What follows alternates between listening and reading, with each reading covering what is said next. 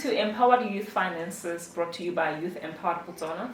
I am excited today to be having this conversation with Dr. Selolwane. We are looking at all things retirement and all things planning for retirement and maybe all things enjoying retirement. So I will actually invite her to introduce herself to you, what she used to do, what she's doing now, whether or not she's enjoying retirement. All I've heard from some people is that retirement is rough, it's tough. Is it the case for her? Doc, over to you. Yeah. Well, my name is Onalenna Selolwane. I'm also excited. I'm always excited to have young people come and talk to me. Yeah, it's always a pleasure.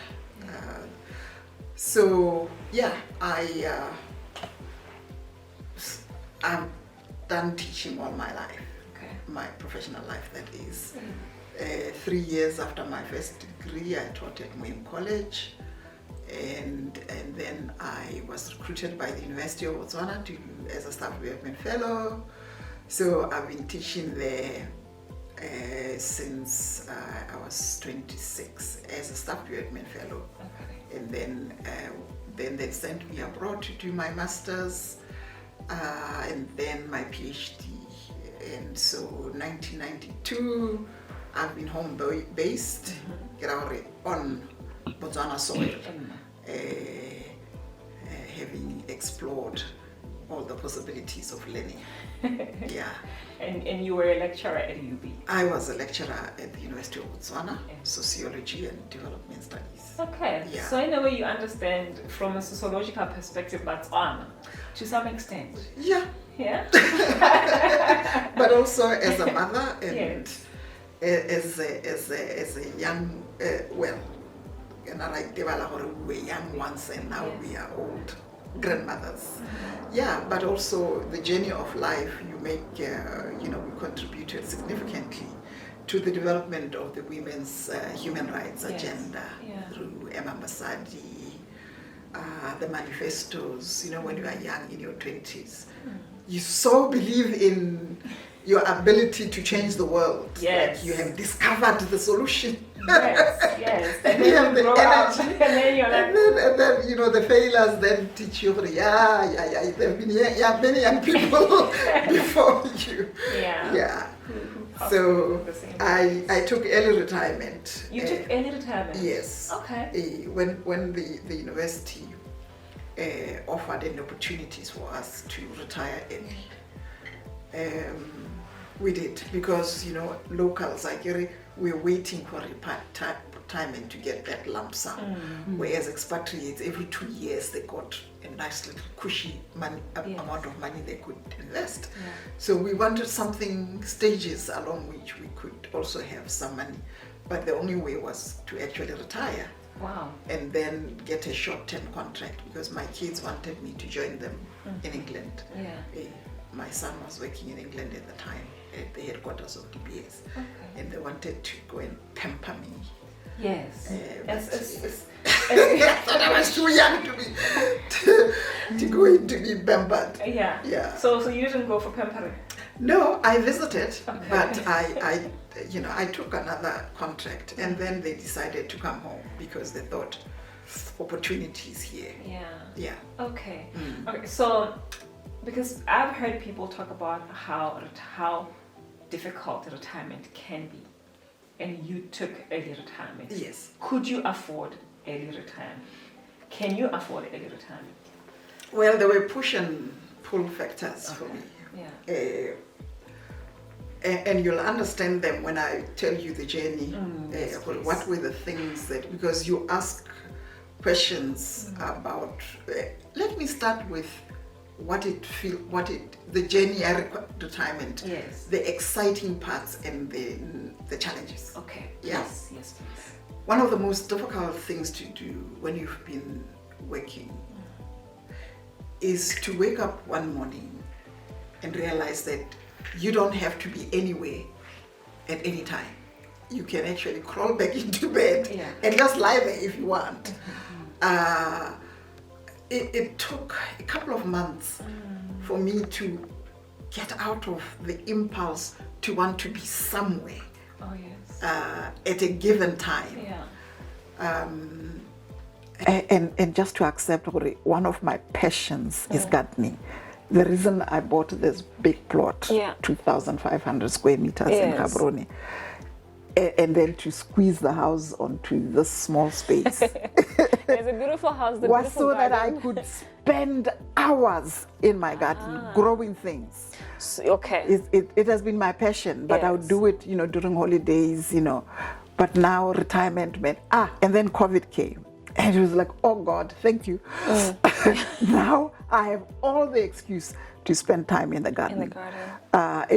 Gardening it builds you physically, emotionally. You feel that connection. And I love walking barefoot. Yeah. And I love working with my hands. After years of using your brain and writing and then suddenly you can dig into the dirt, uduba. It's nice. And I understand it also has health, that thing. But the feeling of touching the soil, touching the earth, Mother Earth, and walking on it barefoot it's nice. It's so really retirement is nice for you, Dr. Selolwane? It has, as I said, there are great things about it. Yes. It means you plan your time, but it takes time to get out of your system the structure of employment, of timed activities. To say now it takes some adjusting. So it means you can't just retire and then sit at home. Somehow you have to find some things to do. If you look at retired people, there are those when they retire, if you meet them after a few months, the first thing you notice is how very healthy they look. Stress-free. They look younger, 10 years younger. And then there are those that waited until too late and didn't plan. They look 10 years older. Stresses are, retirement means, the things that came with the profession are not there. The money. And the one thing that's always a shock is to find that your income has gone down by half or even more than half. Having to adjust to using less income for the things you are accustomed to can also take, some people just can't survive that. Borre in particular, with due respect, they tend not to survive. That's why they die earlier than us. Oh my goodness. And I think that's why we're having these conversations, so that young people can learn now and know that you have to plan for you have to. It's very difficult. When you are young, you have robust health. And let's face it, you face challenges every day of survival. Not enough money, kids, transport, housing. All those challenges, to plan for that distant future, it's difficult. Emotionally, you just can't find the time. You survive, you have a bit of fun. Planning for retirement doesn't come easy naturally when you are young and in robust health and with deadlines to meet. But how did you do it? How did you do that you can afford this beautiful garden and you can walk barefoot and just enjoy your life? How did you plan yours? Let's start with my journey. As a kid, I loved the idea of learning things. Learning. And I promised myself when I was 6 years old, I am going to learn until there's nothing over there to learn. And so for me, the quest has been until I get to a point of thinking, maybe this is the last area of schooling, formal learning. You've got all your certificates now, you find other things to do. And the nice thing with getting a PhD is that it teaches you, it's not just the certificate, but the journey into creating knowledge and sharing knowledge and effectively sharing knowledge and getting young people to have a passion to know. So even In my 20s, I was very much aware, as much as I was running around, developing my own profession, Yes. and learning how to teach and learning exciting new areas of knowledge, that it does, at least in our time, education gave you a future. At the end of it, there's also some retirement package. Yeah. Yeah. Okay. So you are set for life. Yes. And so then I wanted the same for my younger siblings, and then the next generation and the next generation.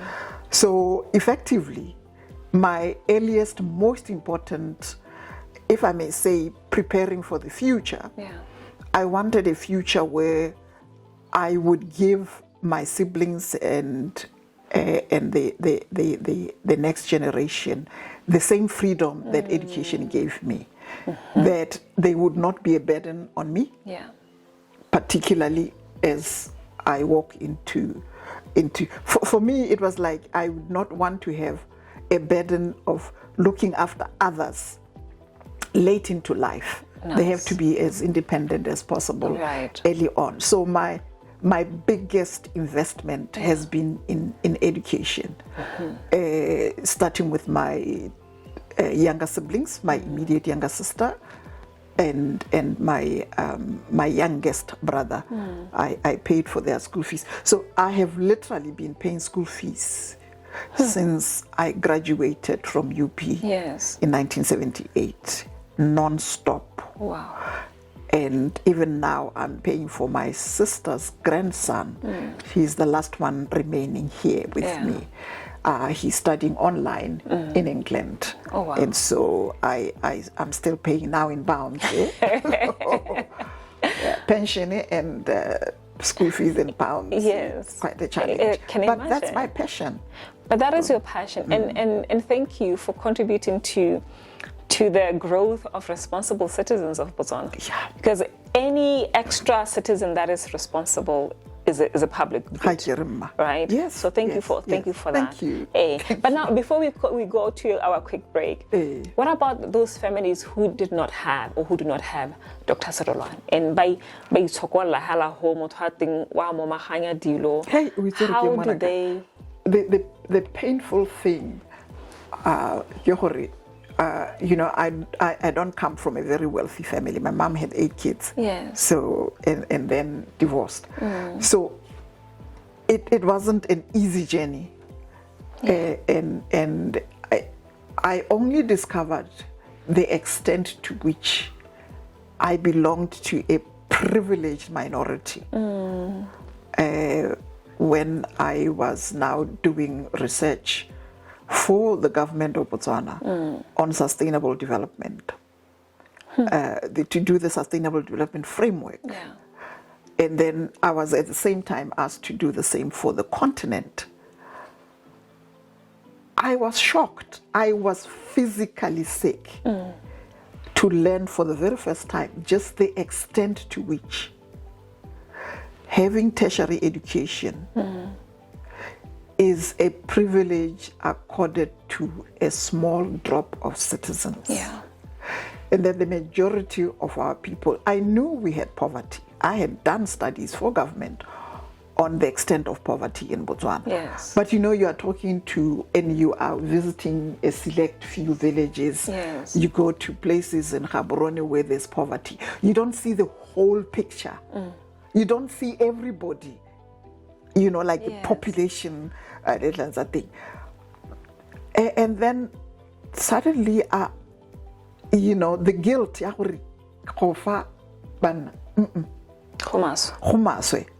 and so that's one of my other passions. But how do we move as a nation? Bana from poverty. And then they also don't go far. So they create generations,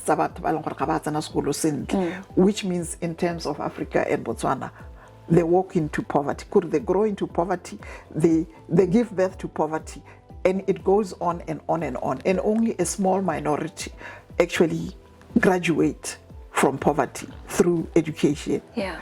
It's a sobering thing to realize that we owe Botswana something back. And we do. We do. And it's not just the children, but the generation ya Botswana that the school system has been spitting out. Yes. Which now also includes university graduates. Imagine. And we'll just put a pause on that and we'll continue our conversation. All right. We'll be right back.